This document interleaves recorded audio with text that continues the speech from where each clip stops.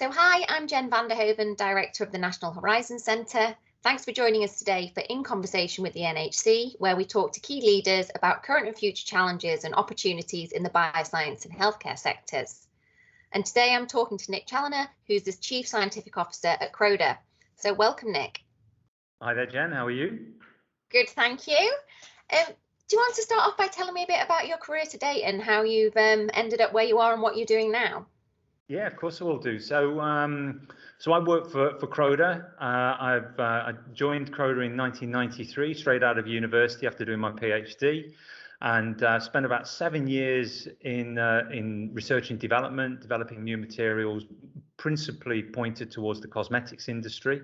I think, like a lot of people in organizations like Croda, spent a lot of time talking to customers and then migrated into a series of strategic and commercial related roles, and ended up most recently running businesses in Latin America, then in Asia Pacific, then our life sciences division. But my most recent transition has kind of taken me full circle back into the lab environment as Group Chief Scientific Officer. Brilliant. And I guess you've mentioned to me before in previous conversations about how Croda's now really thinking about sustainability, which is really key at the moment for the whole of the UK, with the government's Build Back Better and its emphasis and funding that's available for net zero, and really the importance of stopping climate change and COP kind of 26. So do you want to tell me about where Croda's at with that? Yeah, I will do. I mean, I think, just as a general perspective on the industry, you've really got to be living in a very dark hole if your business isn't going to be impacted by sustainability and sustainability thinking at this point in time. It's not new for Croda. I mean, we published our first sustainability report back in 2007. So we took the early steps, trying to integrate sustainability thinking into our business practices, more than 10 years ago. But it's fair to say that in strategic review in the last few years, we've put it as our number one priority. And within this, have created a number of longer term ambitions around carbon neutrality, around bio-based ingredient utilization, and making sure that we're benefiting, the people and society more broadly, and integrating those into a range of different short and long-term actions. So, for example, in our overall aim of being climate positive, we've got a 2030 target, which is aimed at reducing our emissions in line with a rise in temperature of 1.5 degrees C above pre-industrial levels. That means that we've got to start thinking quite hard about energy utilization, energy efficiency, and in the longer term, become a net zero organization. I think more specific around the biotech area, our key aim is to utilize a greater quantity of renewable resources and bio-based resources within our raw material supply chain. We're more of a natural-based organization anyway. We utilize a lot of natural oils and fats within our raw material supply chain, but we do have some dependence on petrochemical feedstocks, and it's these fossil and petro-based materials that we're looking to eliminate as far as we can do. And in doing that, we have an aim that by 2030, 75% of all the raw materials by weight that we utilize within our organization are bio-based. Now, that transition needs us to think about utilizing different aspects of science that perhaps aren't only chemistry related, and we see biotechnology as being a great way of helping us achieve our ambitions in this area, and not only do that from a principles of sustainability, but also keeping at its heart our need to be an innovative organization, building new materials that satisfy our customers' needs. Brilliant. And I guess if you're trying to move from a more kind of chemical processing to a bioprocessing business, what do you think are the key kind of challenges that you need to overcome? Yeah, so first of all, and just in case any of our Croda scientists are listening, this isn't about eliminating chemistry within Croda. I still think there's a strong, as a chemist, still think there's a strong role to play. But we recognise that we need to have a broader scientific tool set to work from to be able to satisfy these things. And clearly, biology, biotechnology, microbiology are the sciences that are going to enable this sustainability transition, alongside some of the chemical process that we utilize. We have been utilizing biotech processes within Croda. We think that we need to start to upskill those. We need to make sure that we've got a better balance of people with those scientific disciplines within the organization. You know, our graduate recruitment used to be exclusively chemists and chemical engineers if we went back 10 years ago, because that's what we are. Increasingly, it's more balanced across biologists and microbiologists, so that we're building a broader skills base within the organization. And are you working with academics or in collaboration with others as you try to transition to a slightly more biotech-based business? The answer is yes, we are. I mean, we see three different routes to innovation generally in Croda. We've got the internal capability that we bring, you know, our own laboratories and pilot scale-up facilities. We also have a strong program of open innovation with academic institutes and universities, you know, throughout the UK and around the world. That is increasingly becoming based around biology. And what we're also seeing within universities is that the boundaries that used to exist between departments are starting to be broken down. You know, the old battles between the scientific disciplines have gone, and I think that, you know, the different scientific communities are far more collaborative than they used to be, and that's fantastic, and that allows us to to innovate and partner with them.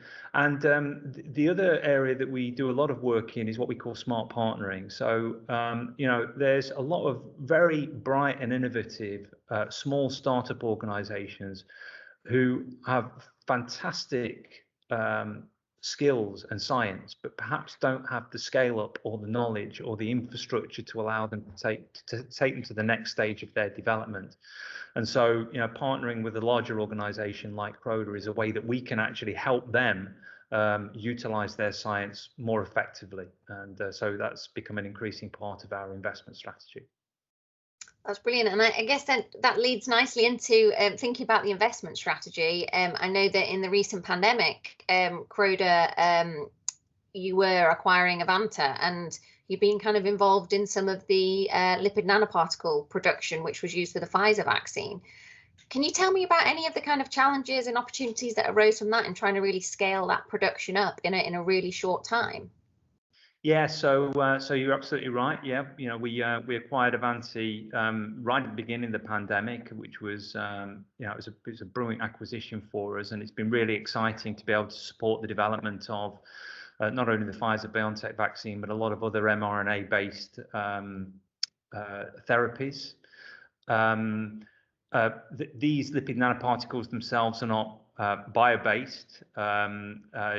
We actually manufacture them through chemical technologies, but they are serving the biotechnology industry, and so elements around quality and impurity levels and the performance of the ingredients of the vaccine formulation are very important considerations, as I'm sure you'll understand, Jen, from your time working in the pharmaceutical sector.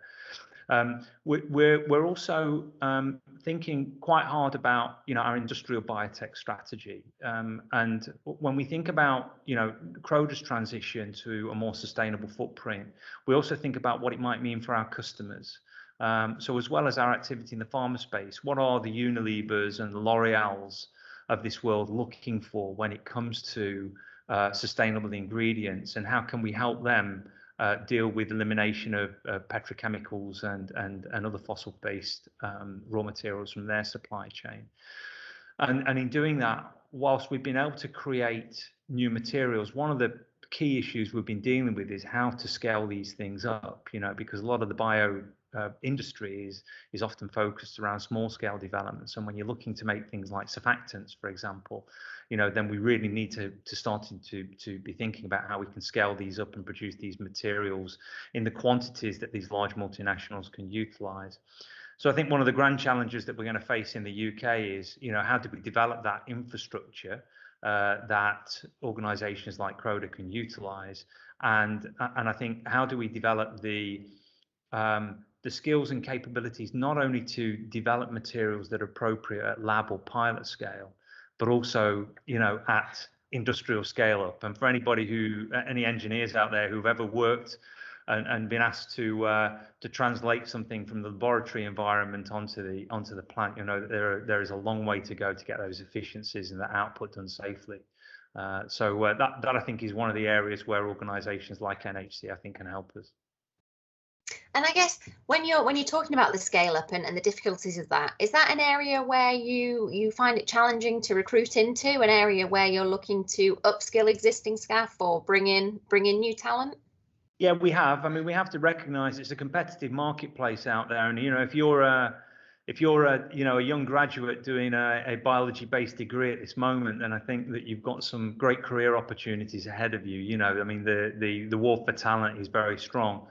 And we also recognise that there are some very attractive positions within the pharmaceutical environment, and we're trying to develop in a new area now. So I think that seeing people with a broader based skill set, biological skill set, and a greater quantity of these individuals is certainly required for us to be able to deliver on our needs. We can find people. We provide some great working environments within the organisation, but I think one of the other challenges with the younger workforce today is that the idea of working for 27 years in one company is certainly a big turn off for them. So look, I think the workforce is going to be more fluid. People will leave your organisation, they'll come back. The key thing is that we've got to get the right level of qualified personnel able to support the development of our industry. And I'm sure that's a thought that you share as well, being a training provider for the sector. Yeah, definitely. So I guess finally, just really tell me what's next for Croda. What exciting things are on the horizon? Yeah, okay. So, I mean, I mentioned biosurfactants. We've got some exciting new projects in the pipeline that we'll be looking to scale up. One of the other things that you and I have spoken about, Jen, is training needs and education needs for senior execs. You know, that's one of the things that we're going to be focusing on. You know, we've grown up as an organisation that is used to talking about chemistry. Now we're going to have to start talking about biotechnology, a new language. With all sorts of different innovation outputs and also safety inputs that we need to consider. And I think that what you'll see is, an increasing quantity of new products launched from Croda having broad-based biotech manufacturing requirements, which I think is going to create all sorts of opportunities for UK infrastructure to grow. Fantastic. Well, thank you ever so much for joining me today, and I look forward to working with you as we move forwards. Yeah, thanks a lot, Jen.